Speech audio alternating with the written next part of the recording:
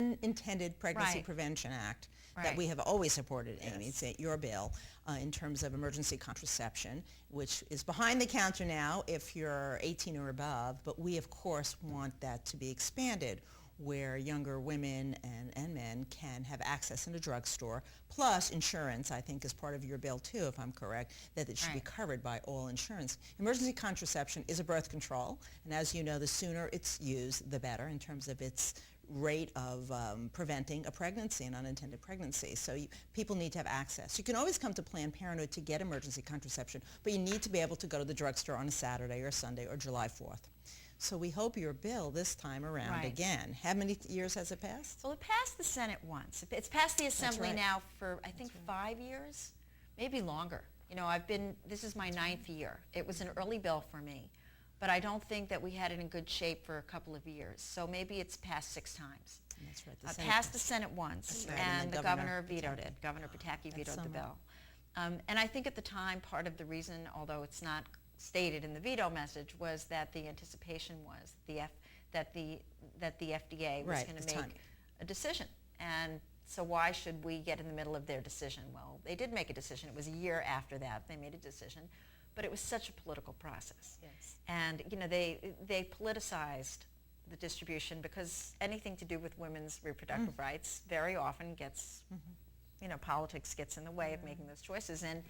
And the decision was inappropriate. You know, it was partial. And, you know, they don't do that for anything else. You know, the fact that some women can get it and others can't. You know, it's almost like saying, okay, you know, women who come in with red hair can't get EC. You know, instead they've arbitrarily chosen really to penalize young people. It's almost like saying, okay, you're young, so we're going to force you to get pregnant and have an abortion rather than allow you to use emergency contraception. And you know, the one thing that I always point to in the Assembly is that we had support from the majority of Republicans. You know, and the reason we did is because they didn't view it as an abortion issue. It wasn't an abortion issue. It's family planning. It's a health care issue. It's about access for you know, for everyone. So you know, I have again, you know, I think with different leadership in the Senate, it'll reach the floor. It hasn't reached the floor since they needed it to reach the floor because the politics said, okay, do this bill and maybe we'll preserve our Republican majority, and that it didn't. Long term, it didn't work that way. But that's why they passed it to begin with. That's why, you know. But it's taken such a political turn that you know, we've taken a political turn. So I think that the two, again, the politics are right. We'll have to come back in May and, you know, make sure we do the right thing. You know, but I think we're all hopeful. Those of us who've been active in this issue for a long time. You know, we've done a lot of work with the pharmacies in Westchester, working, educating them, and so many still don't understand behind the counter what age, what it is. There's this tremendous education about emergency contraception, and the way it is now is very confusing in terms of what age can have access and not. And I agree with you. Why are we penalizing young women who need this? And this bill would merely allow pharmacists to do the distribution in the same way.